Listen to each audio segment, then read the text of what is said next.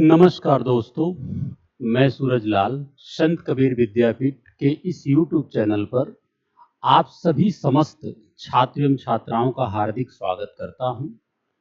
जैसा कि हम लोग अपने प्रमुख जो कि प्रतियोगी परीक्षाएं हैं, उस परीक्षाओं के संदर्भ में कुछ महत्वपूर्ण टॉपिक जैसे कि पॉलिटी भारतीय राज्य व्यवस्था का अध्ययन हम लोग कर रहे थे। उसी भारतीय राज्य व्यवस्था को आगे बढ़ाते हुए आज हम लोग का जो प्रमुख टॉपिक है वह है भारतीय पार्लियामेंट से संबंधित, भारतीय संसद से संबंधित। और भारतीय संसद से संबंधित आज हम लोग का जो प्रमुख टॉपिक है वह है कि संसद का सत्र, वह है संसद का सत्र। अभी हम लोगों ने इससे पिछली क्लास में बात किया था विधायिका के बारे में, और विधायिका के बारे में हम लोगों ने बात किया था। उसमें हम लोगों ने देखा था कि विधायिका किन किन तत्वों से मिलकर बना है। उसमें राष्ट्रपति सम्मिलित हैं, तो लोकसभा, राज्यसभा।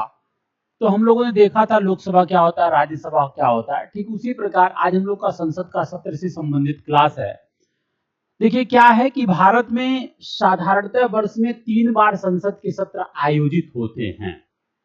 भारत में साधारणतः जो है वर्ष में 3 बार संसद के सत्र आयोजित होते हैं। बजट सत्र जो आप जानते हैं कि फरवरी से मार्च के बीच, ठीक है। बजट सत्र जो होता है आपका ये फरवरी से मार्च के बीच होता है, ठीक है। और मानसून सत्र होता है जो आपका जुलाई से अगस्त के बीच होता है। इसी प्रकार आप देखेंगे शीतकालीन होता है, शीतकालीन सत्र आप देखते होंगे जो आपका नवंबर से दिसंबर के बीच होता है, ठीक है। ये संसद के 3 सत्र हैं। अब यहाँ कुछ और टर्मोलॉजी है जो इंपॉर्टेंट है संसद के संदर्भ में, जैसे सत्र आहूत करना। जैसे संसद के संदर्भ में एक शब्द है सत्र आहूत करना। सत्र आहूत का मतलब क्या होता है, यानी कि संसद की सत्र की शुरुआत करना। कैसे? तो हमारे संविधान के अनुच्छेद 85 में, आर्टिकल 85 में यह व्यवस्था है कि राष्ट्रपति समय समय पर संसद के प्रत्येक सदन को अधिवेशन के लिए बुलाएगा एवं संसद के दोनों सत्रों के मध्य किसी भी स्थिति में, आप ध्यान रखिए, 6 माह से अधिक का अंतराल नहीं होगा, ठीक है। लेकिन आर्टिकल 85 के अनुसार क्या है कि राष्ट्रपति जो है समय समय पर संसद के प्रत्येक सदन को अधिवेशन के लिए बुलाएगा, यानी कि सत्र आहूत कर सकता है, सत्र की शुरुआत कर सकते हैं। एवं राष्ट्रपति का जो अभिभाषण होता है, जैसे सत्र आहूत हो गया, उसमें आप देखेंगे राष्ट्रपति का अभिभाषण भी होता है। राष्ट्रपति का अभिभाषण लोकसभा के चुनाव के पश्चात पहले सत्र की शुरुआत पर एवं प्रत्येक वित्तीय वर्ष के पहले सत्र की शुरुआत पर राष्ट्रपति दोनों सदनों को संयुक्त रूप से संबोधित करता है। ये राष्ट्रपति का अभिभाषण होता है, ठीक है। अब देखिए इसमें क्या प्रमुख चीजें हैं जो आपको जानने की जरूरत होती है। आपको पता है जो राष्ट्रपति का अभिभाषण है यह मंत्रिमंडल के द्वारा, क्योंकि मंत्रिमंडल के सलाह पर ही राष्ट्रपति कार्य करता है, मंत्रिमंडल की सलाह पर ही राष्ट्रपति कार्य करता है, तो सारी प्रक्रिया मंत्रिमंडल के माध्यम से ही होती है। इसी प्रकार एक और शब्द है स्थगन। स्थगन का मतलब क्या होता है यहाँ पे? देखिए इस विधि के द्वारा, जो स्थगन विधि है, इस विधि के द्वारा सदन को कुछ मिनट या घंटे या कुछ दिन के लिए निलंबित कर दिया जाता है। जैसे मान लीजिए सदन की कार्यवाही चल रही है, तो स्थगन के माध्यम से क्या हो जाएगा कि कुछ मिनट, घंटे या कुछ दिनों के लिए निलंबित किया जाता है, ठीक है। और इसमें क्या है कि सदन को स्थगित करने का अधिकार पीठासीन अधिकारी के पास है। जो उस समय सदन में पीठासीन अधिकारी होते हैं उनके पास होता है। इसमें केवल बैठक को निलंबित किया जाता है, सदन के सत्र को नहीं। यानी ऐसा नहीं कि सत्र नहीं समाप्त होता स्थगन के माध्यम से, जो सदन की कार्यवाही है वो कुछ घंटों के लिए, कुछ दिनों के लिए निलंबित हो जाती है स्थगन के माध्यम से। और पीठासीन अधिकारी के पास ये शक्ति है कि स्थगित कर सकते हैं, ठीक है। एक शब्द है सत्रावसान। सत्रावसान में आप क्या देखते हैं? सत्रावसान में आप देखते हैं कि संसद के किसी सत्र का समाप्त होना सत्रावसान कहलाता है। सत्रवसान कहलाता है, सत्रावसान कहलाता है। ठीक है, कि सत्र की समाप्ति हो रही है। संसद के किसी भी सत्र की समाप्त होना सत्रावसान कहलाता है। यह राष्ट्रपति के द्वारा घोषित किया जाता है। ठीक है, जैसे कि आप जानते हैं कि एक और शब्द है जैसे विघटन। जैसे आप जानते हैं कि विघटन जहां एक तरफ सत्रावसान सदन की एक सत्र को समाप्त करता है, वहीं दूसरी तरफ विघटन सदन को ही समाप्त कर देता है। तो यहाँ आपको ये जानने की जरूरत है कि जो सत्रावसान है वह सदन को नहीं समाप्त करता है बल्कि एक सत्र को समाप्त करता है। जैसे आपने देखा होगा मानसून सत्र, बजट सत्र, ठीक है, शीतकालीन सत्र, तो एक सत्र को समाप्त करता है सत्रावसान। सत्रावसान के माध्यम से संसद की किसी सत्र का समाप्ति किया जाता है। ठीक है, लेकिन विघटन जो है, विघटन क्या करता है? सत्र की समाप्ति नहीं, विघटन क्या करता है? विघटन सदन को ही समाप्त कर देता है। अनुच्छेद 85 के अनुसार राष्ट्रपति को यह शक्ति देता है कि वह समय समय पर लोकसभा का विघटन कर सकेगा। विघटन क्या करता है? पूरी सदन की समाप्ति करता है। ठीक है, विघटन कर सकेगा।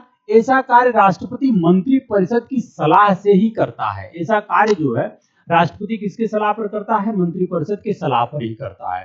ठीक है, लोकसभा का विघटन दो कारणों से हो सकता है। लोकसभा का जो विघटन है दो कारणों से हो सकता है।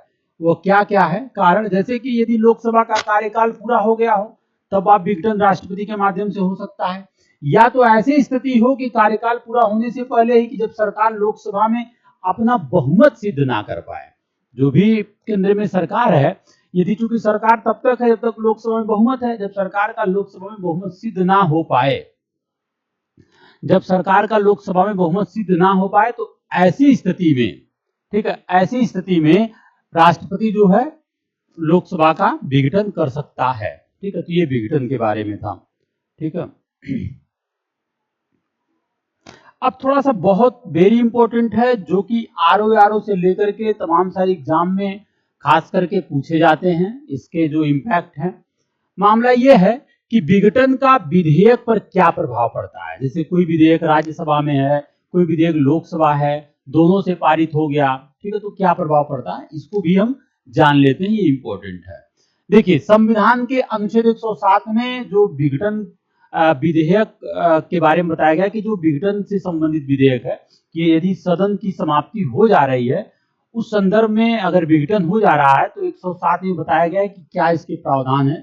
देखिए, जो विधेयक, इसको आप जानने का प्रयास करें, जो विधेयक लोकसभा में लंबित है, जो विधेयक लोकसभा में लंबित है, ठीक है, लोकसभा में लंबित है अथवा लोकसभा से पारित हो चुके हैं, लोकसभा से पारित हो चुके हैं किंतु राज्यसभा में लंबित हैं, ऐसे सारे विधेयक जो है, ऐसे सारे विधेयक विघटन के बाद समाप्त हो जाते हैं।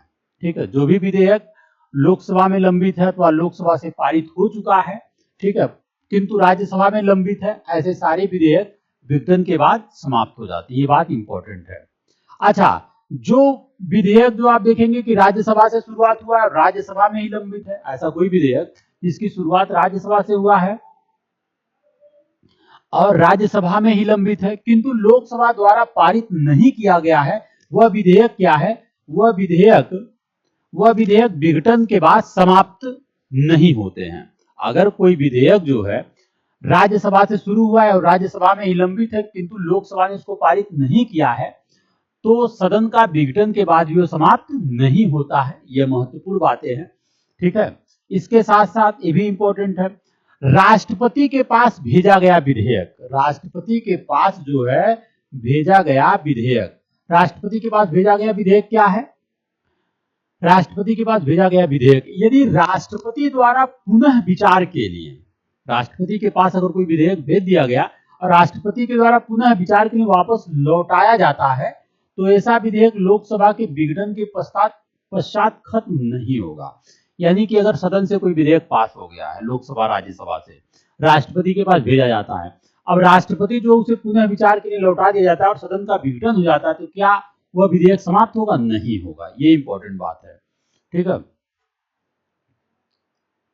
और ये बात आप जानते हैं कि किसी विधेयक पर संसद के दोनों सदनों की गतिरोध की स्थिति में ज्वाइंट सेशन बुलाने का अधिकार जो है प्रावधान है, ठीक है, जिसकी अध्यक्षता लोकसभा अध्यक्ष करता है, लेकिन राष्ट्रपति के पास ये शक्ति है कि बुला सकता है। यदि राष्ट्रपति द्वारा इस आशय का सूचना दे दिया गया है कि लोकसभा के विघटन पर, तो विधेयक समाप्त नहीं होता है, ठीक है। अगर मान लीजिए ज्वाइंट सेशन की स्थिति है और राष्ट्रपति जो है लोकसभा के विघटन के लिए बोल देता है कि लोकसभा का विघटन हो जाए, तो जो विधेयक है वो समाप्त नहीं होता है। यदि ऐसे जो स्थितियां हैं, उस स्थितियों के संदर्भ में जो भी विधेयक वो समाप्त नहीं होता है, ये इंपॉर्टेंट बात है, ठीक है। तो ये भी आप जानकारी रखेंगे कि जो प्रमुख बातें हैं वो क्या है कि यदि सदन का विघटन हो जाता है, तो वह कोई विधेयक है, लोकसभा में है, राज्यसभा में है, तो क्या विघटन के माध्यम से उस विधेयक पर क्या प्रभाव पड़ेगा। तो इस प्रभाव को हमने एक चर्चा किया कि ऐसे बिंदुओं पर विधेयक नहीं समाप्त होता है, ठीक है, जो कि इंपॉर्टेंट है। नेक्स्ट टॉपिक है, नेक्स्ट जो टॉपिक है हम लोग का वो है संसद की कार्यवाही। नेक्स्ट जो टॉपिक है हम लोग का वो है संसद की कार्यवाही। क्या है संसद की कार्यवाही? संसद की कार्यवाही में क्या है,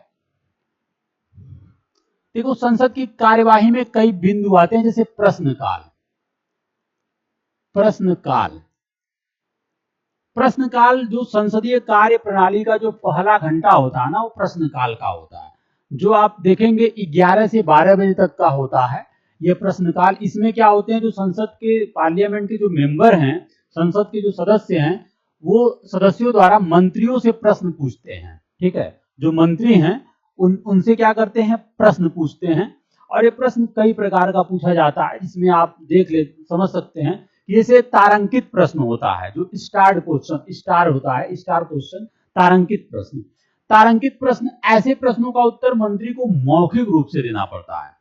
ये ऐसे स्टार बना लीजिए, ठीक है, ठीक है। जो तारांकित प्रश्न होता है,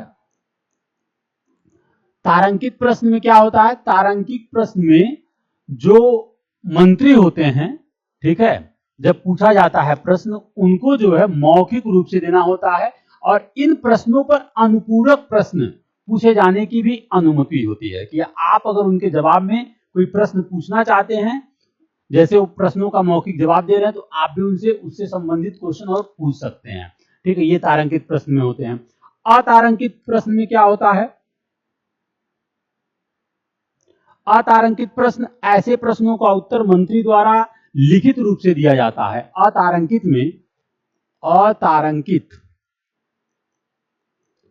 अतारांकित प्रश्न में क्या होता है, अतारांकित प्रश्नों में ऐसे प्रश्नों में जो प्रश्न होते हैं उसका जवाब मंत्री द्वारा लिखित रूप से दिया जाता है, ठीक है। और इन प्रश्नों पर अनुपूरक प्रश्न पूछने का अवसर नहीं मिलता। ये बात आपको ध्यान रखना है कि अतारांकित प्रश्नों में प्रश्नों का जवाब मंत्री के द्वारा लिखित रूप से दिया जाता है, और ऐसे प्रश्नों पर पुनः जो उन्हें पूछने का अवसर नहीं मिलता है, ठीक है। कुछ प्रश्न होते हैं जो अल्प सूचना वाले प्रश्न होते हैं, शॉर्ट नोटिस वाले प्रश्न होते हैं।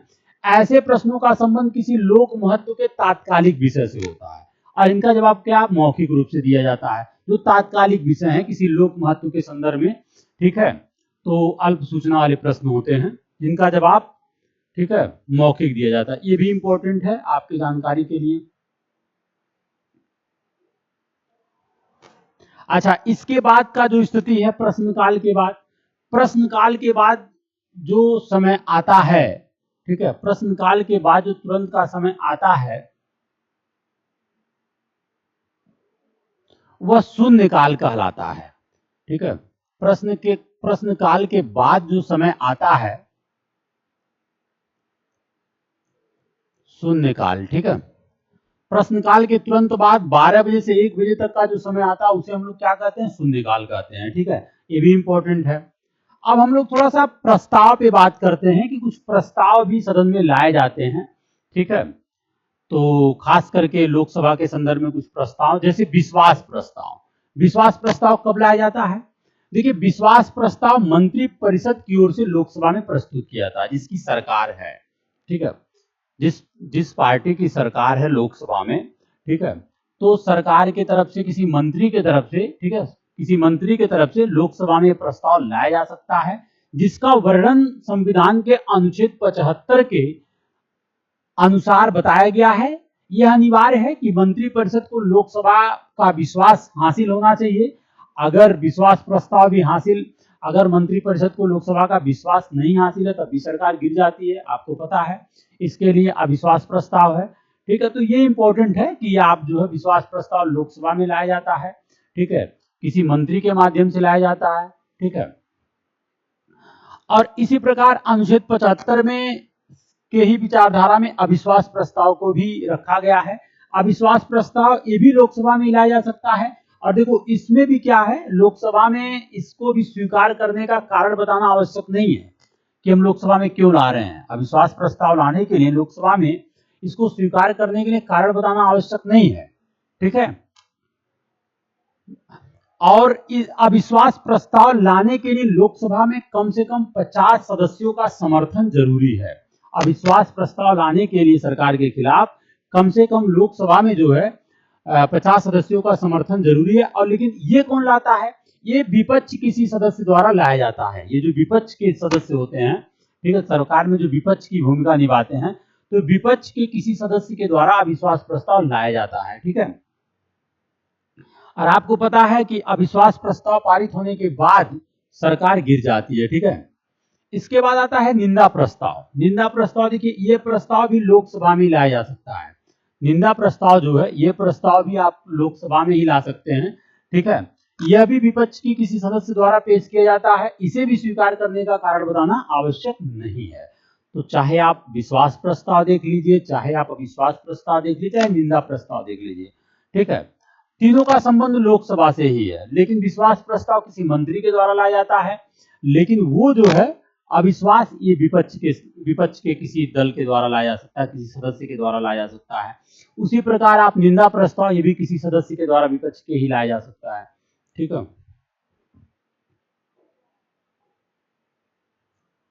नेक्स्ट हम लोग बात करते हैं संसद के संदर्भ में अन्य बिंदुओं पर।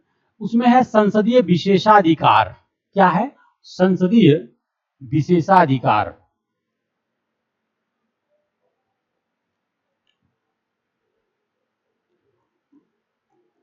संसदीय विशेषाधिकार, ठीक है। देखिए, अनुच्छेद 105 इससे संबंधित है, ये बात आप जानते हैं, संसदीय विशेषाधिकार से, ठीक है, जिसमें सामूहिक विशेषाधिकार की बात किया जाता है और व्यक्तिगत विशेषाधिकार की बात किया जाता है। सामूहिक और व्यक्तिगत विशेषाधिकार की बात किया जाता है, ठीक है, संसदीय विशेषाधिकार में।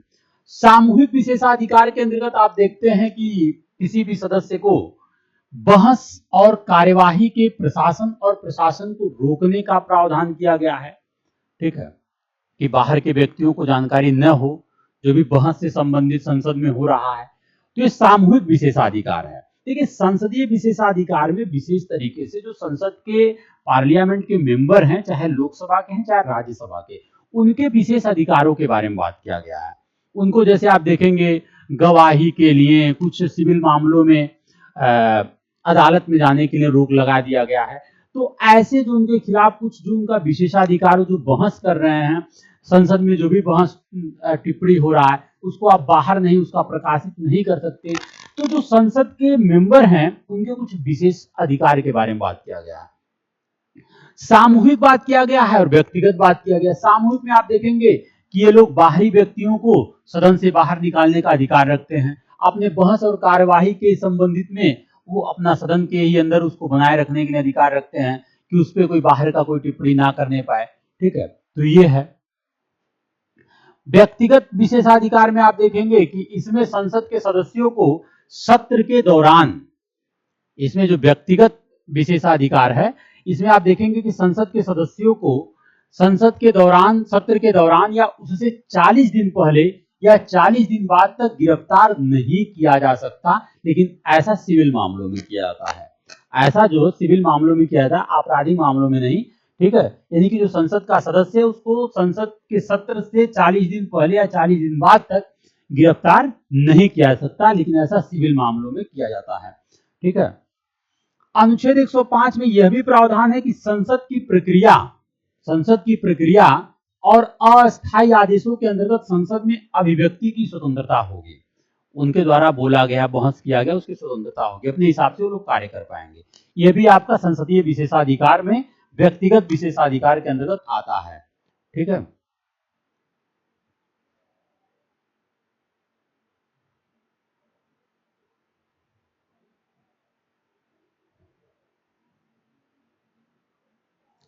नेक्स्ट, आप विधेयक के बारे में जानते ही हैं। विधेयक जैसे साधारण विधेयक होता है, धन विधेयक होता है, संविधान संशोधन विधेयक होता है। तो साधारण विधेयक की बात करें तो साधारण विधेयक जो है आप लोकसभा या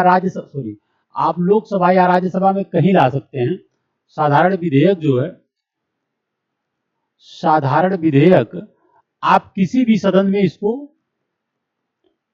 सदन में इसको रख सकते हैं। साधारण विधेयक को चाहे लोकसभा हो चाहे राज्यसभा हो। आपको पता है कि साधारण विधेयक में ही गतिरोध होने पर संयुक्त बैठक का जो प्रावधान अनुच्छेद 108 के तहत ज्वाइंट सेशन बुलाने का अधिकार राष्ट्रपति को दिया गया है, वो किस पे है? वो साधारण विधेयक पर है, ठीक है। वो संविधान संशोधन विधेयक पर नहीं है, ना ही धन विधेयक पर है। वह जो प्रावधान किया गया है वह आपका साधारण विधेयक के संदर्भ में किया गया है, ठीक है। अच्छा, उसी के साथ आप देखेंगे कि धन विधेयक भी होता है। धन विधेयक जिसका प्रावधान आर्टिकल 110 में किया गया है। और थोड़ा सा ये जानने की जरूरत है कि धन विधेयक क्या, कैसी, कौन से विधेयक धन विधेयक कहलाते हैं। जैसे इसकी जो परिभाषा में दिया गया, जैसे सरकार के द्वारा किसी कर को लगाया जा रहा है या उसको समाप्त किया जा रहा है या उसको परिवर्तित किया जा रहा है या उसे रेगुलेट किया जा रहा है, ऐसे जो भी विधेयक हैं वो धन विधेयक से संबंधित होते हैं। या भारत सरकार द्वारा धन उधार लेने से जो संबंधित विधेयक हैं, भारत सरकार के द्वारा जो धन उधार लेने से संबंधित विधेयक है उसे भी हम धन विधेयक के अंतर्गत रखते हैं, ठीक है। या भारत की संचित निधि या आकस्मिकता निधि में धन जमा करना या निकालना शामिल है। ऐसे भी विधेयक को हम धन विधेयक में शामिल करते हैं। लेकिन वहीं इसमें कौन सा शामिल नहीं है? जैसे किसी जुर्माना या अन्य आर्थिक दंड से संबंधित विधेयक है। जैसा अगर कोई विधेयक किसी जुर्माना से संबंधित या अन्य आर्थिक दंड से संबंधित है तो ऐसे विधेयक धन विधेयक के अंतर्गत नहीं आते हैं, ठीक है। या किन्हीं सेवाओं या लाइसेंस की फीसन से संबंधित या किसी स्थानीय प्राधिकारी या निकाय द्वारा स्थानीय परियोजनाओं के लिए कोई कर लगाने हटाने से संबंधित है तो ऐसे विधेयक जो है आपका धन विधेयक नहीं आता है। धन विधेयक जो आपको हमने बताया है, किसी कर को लगाया जाना, परिवर्तित करना, ठीक है, या संचित निधि से संबंधित, ऐसे विधेयक धन विधेयक आते हैं, ठीक है। ये हो गया।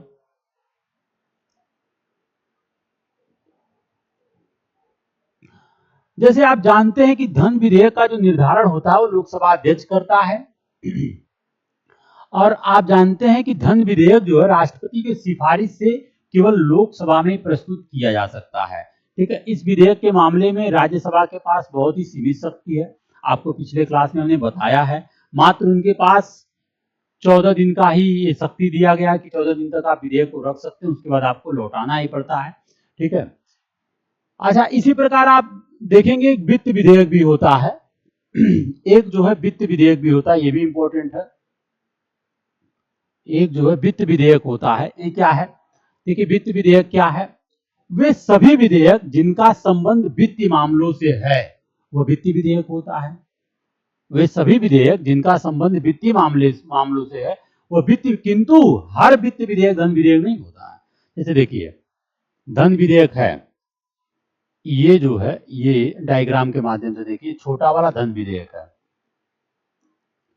और ये वित्त विधेयक है। यानी हम धन विधेयक को वित्त विधेयक बोल सकते हैं, यानी हम धन विधेयक को वित्त विधेयक बोल सकते हैं, परंतु सभी वित्त विधेयक को हम धन विधेयक नहीं बोल सकते हैं। धन विधेयक का संबंध किसी अन्य मामलों से है, वित्त विधेयक का संबंध, यानी कि सारे धन विधेयक, सारे जो है आप यहां देख रहे हैं कि ये जो धन विधेयक है इसको हम वित्त विधेयक बोल सकते हैं, लेकिन आप जब वित्त विधेयक की बात करेंगे तो कुछ ही ऐसे विधेयक होंगे कि जो धन विधेयक कहलाते हैं।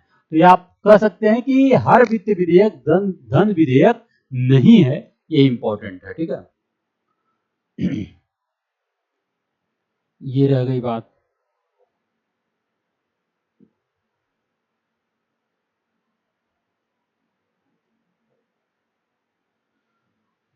आपको पता है एक संविधान संशोधन विधेयक भी होता है, एक संविधान संशोधन विधेयक भी होता है जिसका संबंध जो है आर्टिकल 368 में इसका प्रावधान किया गया है। और जैसे भारत की संघीय ढांचे से संबंधित मामले जो भी होते हैं वो आपको पता है वो संविधान संशोधन विधेयक के माध्यम से ही यह प्रक्रिया आगे बढ़ सकता है। तो ऐसे मामले में क्या होता है, जो संविधान संशोधन विधेयक होते हैं, जैसे जो भी संघीय ढांचे से संबंधित मामले हैं, ऐसे विधेयक में सदन की कुल सदस्य संख्याओं का जो बहुमत है उसमें कम से कम सदन में उपस्थित तथा मतदान करने वाले सदस्यों में कम से कम 2/3 उपस्थिति अनिवार्य है। 2/3 सदस्यों का समर्थन अनिवार्य है। ठीक है, जिसे विशेष बहुमत कहते हैं, जिसे हम विशेष स्पेशल मेजॉरिटी कहते हैं। तभी हम संविधान संशोधन विधेयक से संबंधित जो भी प्रोसेस है उसको आगे बढ़ा पाएंगे। ठीक है, और जो संघीय ढांचे से संबंधित मामले हैं उसमें संशोधन करने के लिए आपको इसके अलावा 2/3 बहुमत के अलावा कम से कम आधे राज्यों के विधान मंडलों द्वारा अनुसमर्थन हासिल होना चाहिए। तो संविधान संशोधन विधेयक एक जटिल प्रक्रिया है। इसके लिए कोई ज्वाइंट सेशन यानी संयुक्त बैठक नहीं बुलाया जा सकता है। इसको स्पेशल आपको लोकसभा राज्यसभा से पास कराना पड़ता है। ठीक है, इसकी शुरुआत आप लोकसभा से भी कर सकते हैं, राज्यसभा से भी कर सकते हैं। ठीक है, और आप अगर संघीय ढांचे से संबंधित मामले हैं तो विशेष बहुमत के साथ साथ आप देखेंगे कि कम से कम आधे राज्यों के विधानमंडलों से भी पारित कराना पड़ता है अगर संघीय ढांचे से संबंधित मामले हैं। तो ये रहा कुछ संसद के कार्यवाही से संबंधित प्रमुख बिंदुओं जो कि इंपॉर्टेंट है, आप इसका अध्ययन करें। जय हिंद।